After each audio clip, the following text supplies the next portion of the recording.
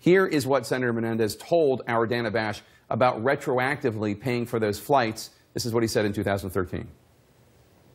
Senator, if you could explain why it took so long to pay back almost $60,000 in flights that you took with your friend.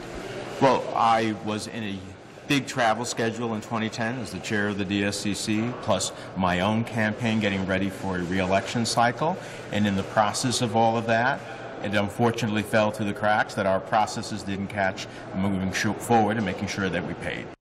Obviously, Senator Menendez firmly denies all of the charges against him. This does put Democrats in an awkward position, not just because they need his vote, and he has been told that he doesn't get to skip the trial to attend votes, but also at some point there's going to be a verdict, and every Democrat's going to have to say whether or not Senator Menendez, especially if the verdict is a bad one for him, whether or not he needs to resign. That's right, and we've seen this movie before far too often in Washington with both parties. This is a case where obviously Dana's interview shows his answers didn't really pass the smell test. It is true that some of the flights, as he said, were not problematic, but it's hard to understand. So Democrats should start thinking about it.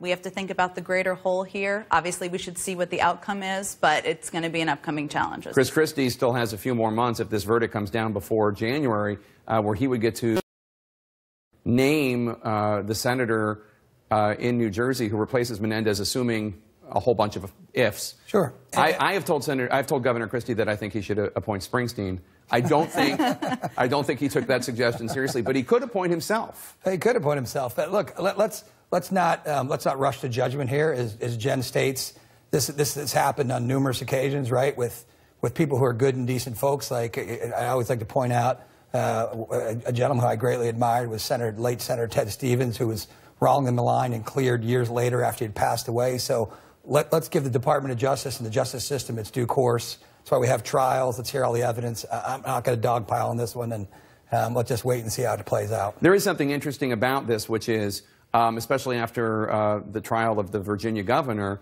what's politics? And, you know, you have rich friends and you have donors, and then maybe sometimes you do something for them, but it's not necessarily a quid pro quo. And what is actually corruption? And sometimes the campaign laws in this country and state by state are difficult to navigate. I'm not trying to defend corruption. It's quite likely that he may be telling the truth, that it was a very confusing travel schedule and he was trying to catch up on reimbursement. I'm not trying to defend Senator Menendez, but he may have been telling the truth. You know, it's a very complex travel schedule these members take. Some's paid by the DSCC, some's paid by his personal campaign. It has to be paid correctly or you get in trouble then. And so he might well be telling the truth. So let's withhold judgment. Defense witness A.